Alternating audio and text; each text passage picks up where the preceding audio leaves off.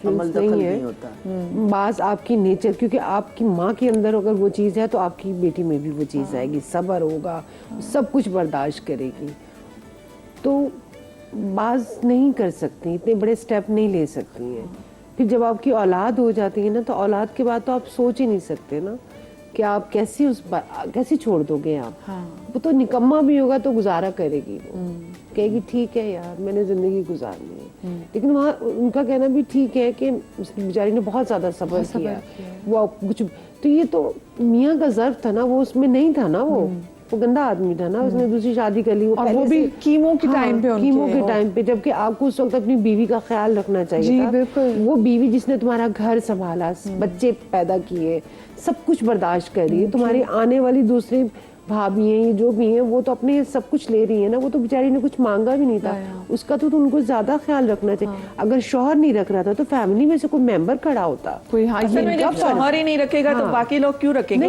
मियां ही होता है, एक मियां होता है। आपकी अगर सास वो प्यार मोहब्बत करेगा तो कुछ लड़कियों की वाकई बड़ी ऐसी नेचर होती है कि वो उनको हमेशा जिंदगी में ना, एक तो वो अपनी माँ को भी सब्र, उनको लगता है ऐसी शादीशुदा जिंदगी होती है, यही करना है, इसको किस्मत कहते हैं, और आपने सिर्फ वो देना ही है अपनी तरफ से, बस मोहब्बतें भी देनी है, सुकून भी देना है। लेकिन एक यहाँ पे भी बाउंड्री ज़रूरी है कि आप किस हद तक किसी चीज़ के पीछे भागे। वो अपने मियाँ से वो कहती है मैंने वाकई उनको उतना ऊंचा मुकाम दे दिया था, बच्चों की तरह मैंने बच्चों की तरह पाला।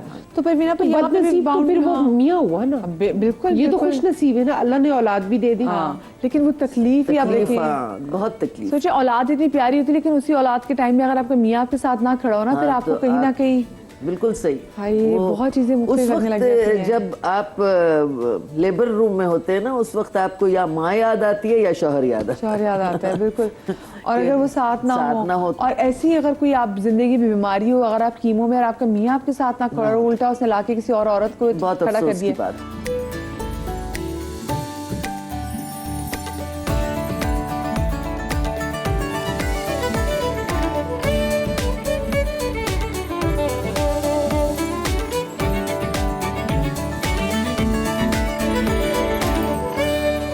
अब लड़कियों को ना, कुछ लड़कियों को ये बताने की जरूरत है कि इतना भी नहीं पिसना चाहिए। बिल्कुल बिल्कुल, बस एक लिमिट होती है ना। मतलब वो क्या कर सकती थी, अब मुझे बताएं ना, वो क्या कर सकती थी? हो सकता है उनके माँ बाप ने, उसकी फैमिली ने भी यही कहा हो कि तुम्हें वहीं रहना है।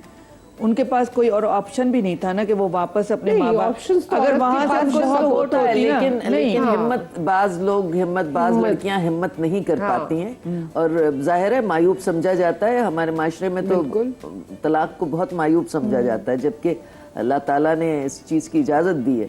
लेकिन दुनिया, माशरा हमारा रहे, तलाक ले ली, तलाक हो गई। अच्छा, वो सारा कसूर औरत को निकालेंगे। हाँ, क्योंकि ये बात को बुरा नहीं कहेंगे। सही है, हमारे मुआशरे में ना तलाक ऐसा लगता है सिर्फ औरत को होती है, बंदे को तलाक को कोई फर्क नहीं पड़ता। तो बाज खवातीन, बाज लड़कियां उसको घसीटती रहती हैं, उस जिंदगी को घसीटती रहती हैं कि चलती रहे, जैसे और बच्चे हो जाए, बेटी हो जाए, फिर मजीद घसीटती हैं कि इस तरफ नहीं जाना।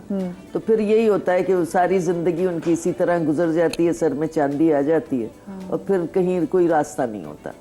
चांदी तो आजकल वैसे भी टैंकर के पानी से आ रही है। कॉलर हमारे साथ मौजूद है हुमैरा कराची से। अस्सलाम वालेकुम जी। वालेकुम अस्सलाम व रहमतुल्लाहि व बरकातहू। कैसी है मदिया, आप लोग सब लोग? बिल्कुल ठीक, अल्लाह का शुक्र। हुमैरा क्या कहना चाहेंगी?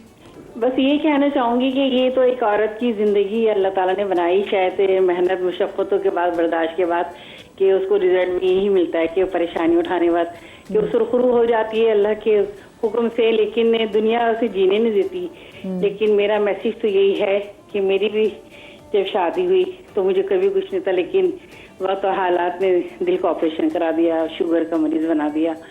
लेकिन आज मैं ये कहती हूँ कि अपने माँ बाप को प्लीज तकलीफ कोई ना दे, वो वैसे इतनी तकलीफ उठाए हुए होते हैं, तो अपनी तकलीफों को खुद सहना सीखें, खुद बर्दाश्त करना, खुद लड़ना सीखें।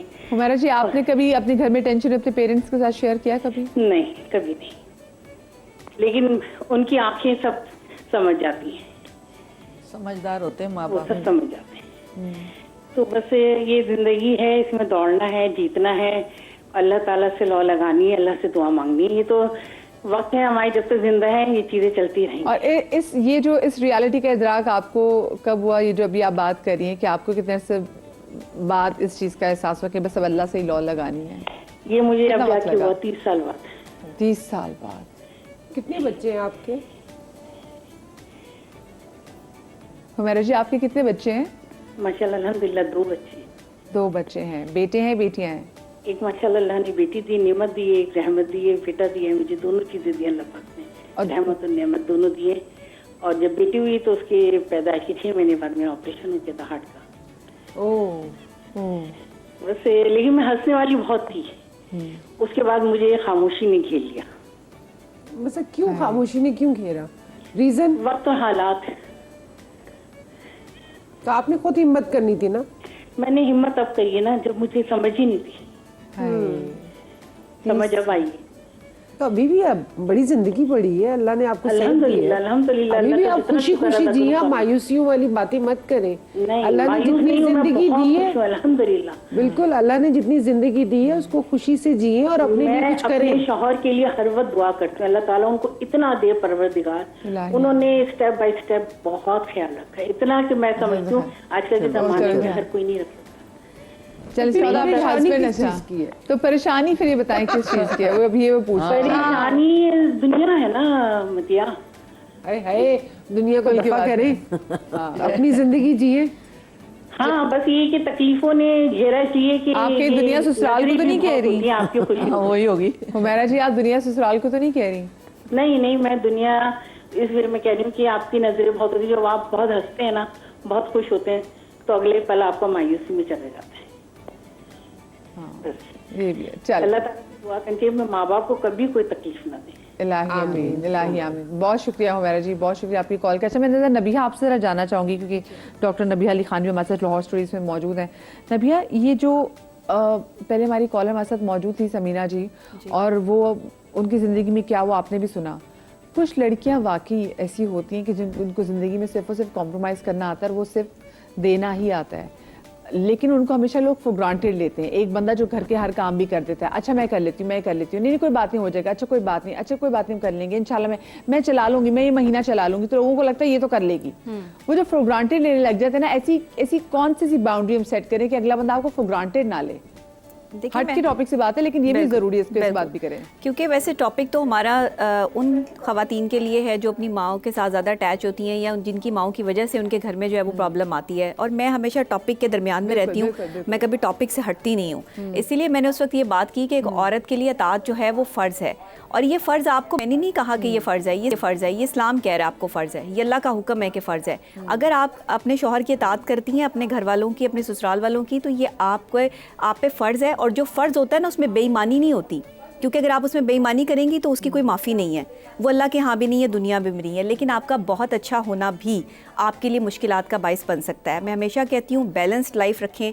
आपको पता होना चाहिए कि आपने नो कहाँ बोलना है, आपको पता होना चाहिए कि आप यस कहाँ कर सकती हैं और कहाँ नहीं कर सकती। अपने ऊपर उतना ही बोझ डालें जितना आप बर्दाश्त कर सकती हैं।